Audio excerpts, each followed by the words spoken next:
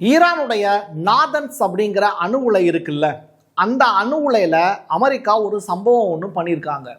இதற்கு ஈரான் ஐஏஇல ஒரு முக்கியமான ஸ்டேட்மெண்ட்டை பதிவு செஞ்சுருக்காங்க. அதை வேர்ல்டு வைடாக இருக்கக்கூடிய நாடுகள் உன்னிப்பாக கவனிக்கிறாங்க. இன்னொரு புறம் வடகொரியாவினுடைய அதிபர் கிம் அவர்கள் ஈரானை பற்றி சொல்லி இருக்கக்கூடிய ஸ்டேட்மெண்ட்டு ரொம்ப ரொம்ப முக்கியத்துவம் வாய்ந்தது. அது வரக்கூடிய நாட்களில் உலக நாடுகளில் ஒரு பெரிய கண்ணாடி உடைஞ்ச மாதிரியான ஒரு வார்த்தை. இன்னொரு புறம் ஈரான் அப்படிங்கிற நாடு இப்போது மிடில் ஈஸ்டில் இருக்கக்கூடிய தன்னுடைய சகோதர நாடுகளை தாண்டி யூரோப் பக்கம் காலடி எடுத்து வைக்குது. அப்படி அவங்க காலடி எடுத்து வைக்கக்கூடிய முதல் நாடு என்ன? அந்த நாட்டின் மீது இவங்க அட்டாக் பண்ணாங்கன்னா தேர்ட் வேர்ல்டு வார் கன்ஃபார்மாக நடக்குமா நடக்காதா? இந்த கேள்விக்கான பதில் இந்த வீடியோ முடியும் போது நீங்களே கண்டுபிடிச்சிருவீங்க. டீட்டெயில்டாக பேசுவோமா? வாங்க பார்க்கலாம் உறவுகளே. இது பிரசாத் சிக்னேச்சர். தென்னிந்தியாவின் கட்டடக்கலை ராஜாக்கள் creator constructions and north west interiors உங்களோட கனவு இல்லத்தை பிரம்மாண்டமா கட்டி கொடுக்குறாங்க கிரியேட்டர் கன்ஸ்ட்ரக்ஷன்ஸ். அதோட கட்டி கொடுத்த வீட்டை இன்டீரியர் பண்ணி அழகாக்குறாங்க நார்த் வெஸ்ட் இன்டீரியர்ஸ். தொடர்புக்கு 7290799991. உங்களுடைய தொழில் சம்பந்தமான விளம்பரங்களை நமது சேனலில் ஒளிபரப்ப உங்களுக்கான அருமையான வாய்ப்பு. 3 F-15 போர் விமானங்கள் அமெரிக்காவினுடையது. அதை சுட்டு வீழ்த்திட்டாங்க குவைத்தினுடைய அரசு. உடனே அமெரிக்கா என்ன பண்ணாங்க, இப்போ இந்தியா மாதிரியான நாடுகள்கிட்டனா வேகமாக பெரிய அளவில் நம்மளை மிரட்டி பார்ப்பாங்க. பட் அமெரிக்கா குவைத்திட்ட சரணடைஞ்சிருக்கு. காரணம் காசு. இது ஒரு ஃப்ரெண்ட்லி ஃபயர் அப்படிங்கிற வார்த்தையை பயன்படுத்துகிறாங்க. இது எப்படி ஃப்ரெண்ட்லி ஃபயராக இருக்கும்? ஒரு F-15 விமானத்தினுடைய ரேட் எவ்வளோ இல்லையா? ஈரான் ட்ரோன் படகு அட்டாக் ஒன்று நடத்தினாங்க. அது வெவ்வேறு இடங்கள் நடத்தினாங்க. அதில் ஓமன் அப்படிங்கிற ஏரியாவில் பயணித்த ஒரு டேங்கர் கப்பல் மேலே நடத்தப்பட்ட தாக்குதலில் 16 இந்தியர் உட்பட 21 பேர் பயணம் பண்ணாங்க. இதில் ஒரு தமிழரும் பயணப்பட்டார். அவர் இப்போ உயிரோடு இல்லை. அவருடைய மனைவி இப்போ தலைமைச் செயலகத்தில் மனு கொடுத்துருக்காங்க. என்னுடைய கணவருடைய உயிரை தான் யாரும் காப்பாற்ற முடியல, வேலைக்காக போனார், இறந்து போயிட்டார், அவருடைய உடலையாவது பத்திரமா கொண்டு வருவது நல்லடக்கம் செய்வதற்கான வாய்ப்புகளை ஏற்படுத்தித்தாங்க அப்படின்னு கேட்டார். இந்த கணவன் பெயர் ரணசிங்கம் அப்படிங்கிற படம் இருக்குல்ல, அதைத்தான் ஞாபகப்படுத்துது. உலகத்தில் வெவ்வேறு இடங்களில் வெவ்வேறு அநீதிகள் இழைக்கப்படுது. ஆனால் அதில் அப்பாவிகளும் கொலை செய்யப்படுறாங்கங்கிறது வேதனையான செய்தி. ஈரானுடைய கடைசி ஷா அவருடைய மகனாக இருக்கக்கூடிய இந்த ரெசா பக்லவி அப்படிங்கிற நபர் ஒரு ஃபாரின் நியூஸுக்கு செய்தி ஒன்று கொடுத்துருக்கார்.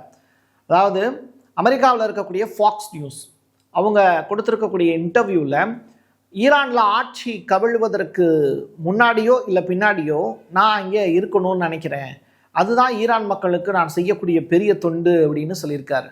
அப்படி ஒரு வாய்ப்பு நடக்க போகிறதில்ல ராஜா, நீ கடைசி வரைக்கும் அமெரிக்காவில் தான் இருக்க போகிற.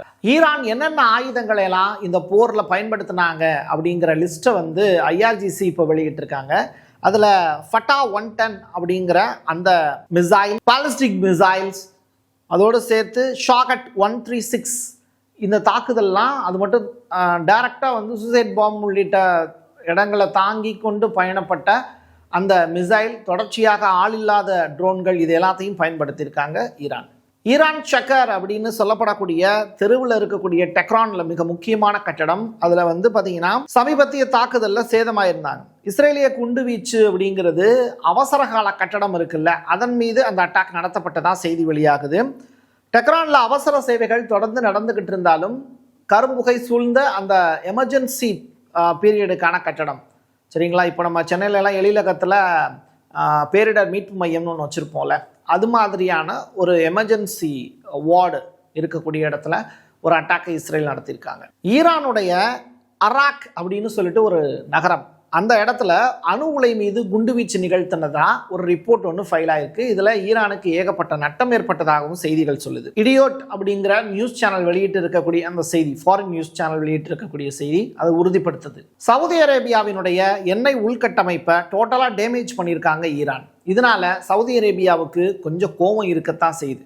சவுதி மன்னர் பரம்பரையை சேர்ந்தவங்க ஈரான் மீது டைரக்ட் வார் நடத்துவது தொடர்பான பேச்சுவார்த்தையில் இப்போ குடும்பமாக கூடி முடிவெடுக்க போகிறாங்க அப்படிங்கிற தகவல் வெளியாயிருக்கு. எப்படி UK அப்படிங்கிற நாடும், பிரான்ஸுங்கிற நாடும், ஜெர்மனிங்கிற நாடும் அமெரிக்காவுக்கு ஆதரவாக ஈரானுக்கு எதிரான சம்பவங்களை இப்போ செய்ய தொடங்கியிருக்காங்களோ அதே மாதிரியான ஒரு நிகழ்வை சவுதி அரேபியாவும் செய்வதற்கான வாய்ப்பு இருக்கு அப்படின்னு அரசியல் தெரிஞ்சவங்க பேசிக்கிறாங்க. இன்று உங்கள் நாடு ஆயுதங்களை வைத்திருந்தால் மேஜை போட்டு ட்ரம்ப் அவர்கள் சரிக்கு சமமாக உங்களை உட்கார வைத்து பேசுவார், உங்களுக்கு மதிப்பு கொடுப்பார், உங்களை பார்த்து மெல்லியதாக புன்னகைப்பார், உங்களுக்கு வேண்டிய சௌகரியங்களை செய்து கொடுப்பார், உங்களுக்கு அடிமையாக கூட வாழுவார். ஆனால் உங்ககிட்ட அணு ஆயுதம் இல்லை அப்படின்னா உங்களை அடிமையாக மாற்றிடுவார், உங்களுடைய வாழ்வாதாரத்தை பறிச்சிருவார் அப்படின்னு சொல்லி இப்போது வடகொரியாவினுடைய அதிபர் கிம் அவர்கள் ஒரு ஸ்டேட்மெண்ட் ஒன்று கொடுத்துருக்கார். ஈரானுக்கு ஆதரவாக அவர் எழுப்பி இருக்கக்கூடிய குரல் சற்று ஆறுதல் அளிக்கக்கூடிய விஷயம் அந்த நாட்டு மக்களுக்கு. இஸ்ரேல் மிக முக்கியமான நாட்டில் இருந்து தனது வான்வழி ஏவுகணைகளை தொடுத்திருக்காங்க ஈரான் மேலே. அந்த நாட்டினுடைய பேர் தான் சைப்ரஸ். சைப்ரஸில் அதிகமான அளவில் யூதர்களும் குடியேறிகளாக இருக்காங்க. இஸ்ரேலுக்கு சைப்ரஸுங்கிற நாட்டில் இருந்து ஈரான் மேலே வான்வழி தாக்குதல் தொடுக்கிறது ரொம்ப ஈஸி. அதை சைப்ரஸ் நாடும் ஓகே சொல்லி இப்போ அனுமதியும் கொடுத்துருக்கிறது ஈரானுக்கு கோபத்தை ஏற்படுத்தியிருக்கு. அதனால மிக முக்கியமான யூரோப் நாடாக இருக்கக்கூடிய ஒரு இடத்துல வச்சு இப்போ இந்த சைப்ரஸ் நாட்டின் மீது ஒரு பெரிய அட்டாக்கை நடத்த போகிறாங்க. இது ஒட்டுமொத்த யூரோப்பாவையும் கோபப்படுத்தும் நிகழ்வு அப்படின்னு அரசியல் தெரிஞ்சவங்க சொல்கிறாங்க. இந்த உலக பகுப்பாய்வாளர்கள் இல்லை உலகத்தினுடைய போக்கு வேர்ல்டு வார் 3 நோக்கி எப்போ போகுது அப்படிங்கிறத கணிக்கக்கூடியவங்க சொல்லக்கூடிய விஷயம், சைப்ரஸ் மீது ஈரான் அட்டாக் நடத்தினாங்கன்னா ஒருவேளை அது கண்டிப்பாக WW3 மாறுவதற்கு வாய்ப்பு இருக்குன்னு சொல்கிறாங்க. லெபனானுடைய பிரதமர் ஹிஸ்புல்லாவை தடை செய்யப்பட்ட இயக்கமாக அறிவிக்கணும் அப்படிங்கிற ரெக்வஸ்ட்டை சொல்லியிருக்காரு, அதை செய்யவும் செஞ்சுருக்காரு. ஹிஸ்புல்லாவுக்கு கடிவாளம் போடுறதுல லெபனான் அரசு இப்போ தீவிரமாக இருக்குது. ஈரானுக்கு ஹவுதிகள் எப்படி அவங்க துணையாக இருக்காங்களோ அதே மாதிரி லெபனானில் இருக்கக்கூடிய ஹிஸ்புல்லா படையும் துணையாக இருக்காங்க. ஹிஸ்புல்லா கிட்ட இருந்த ஆயுதங்கள் பறிக்கப்பட்டாலும் இன்னமும் அவர்களிடத்தில் இருக்கக்கூடிய அந்த இராணுவ வீரர்கள் 1,00,000 பேர் இருக்காங்க. அவங்க ஈரானுக்கு பக்கபலமாக இருக்கக்கூடாது அப்படிங்கிறதுனால லெபனான் அரசு இப்போ ஹிஸ்புல்லாவுக்கு கடிவாளம் போடுது.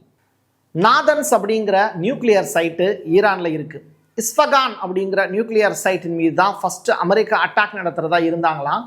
ஆனால் திசை மாறி நாதன்ஸ் அப்படிங்கிற அந்த நியூக்ளியர் சைட் மீது அட்டாக் நடத்தியிருக்காங்களாம். இதை ஈரான் IAEAக்கு ரிப்போர்ட்டாக ஃபைல் பண்ணியிருக்காங்க. CCTV கேமராவெல்லாம் எடுத்துட்டீங்கல்ல, எங்களை உள்ளேயே விடலையில, இப்படிப்பட்ட சூழ்நிலையில் உங்கள் மேலே அட்டாக் பண்ணாங்கங்கிறத எதை வச்சு நாங்கள் ப்ரூவ் பண்ணுவோம் அப்படின்னு இப்போ IAEA ஈரானுக்கு எதிராக பேசியிருக்காங்க. அமெரிக்காவுக்கு ஆதரவான குரலையும் கொடுத்துருக்காங்க. டெல்-அவிவ் அப்படிங்கிற நகரம் பற்றி எரிந்து கொண்டு இருக்கிறது ஈரான் நடத்தக்கூடிய தாக்குதல்னால. மிடில் ஈஸ்டில் இருக்கக்கூடிய ஏகப்பட்ட நகரங்கள் அப்படித்தான் இருக்கு.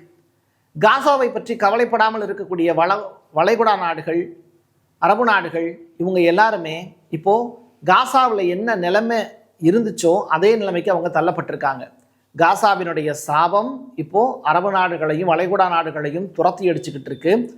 அதில் இப்போ சின்னாபின்னமாக செதஞ்சு இன்னொரு காசா அப்படின்னு டெல்-அவிவ் நகரத்தை அழைக்கக்கூடிய அளவிற்கு பொருத்தமான ஒரு இடமாக அங்கே இருக்கக்கூடிய பில்டிங்லாம் டேமேஜ் ஆகிருக்குன்னு சொல்கிறாங்க. என் கையெழுத்து என் மக்களுக்கானது உறவுகளை மீண்டும் ஒரு பதிவில் சந்திக்கலாம்.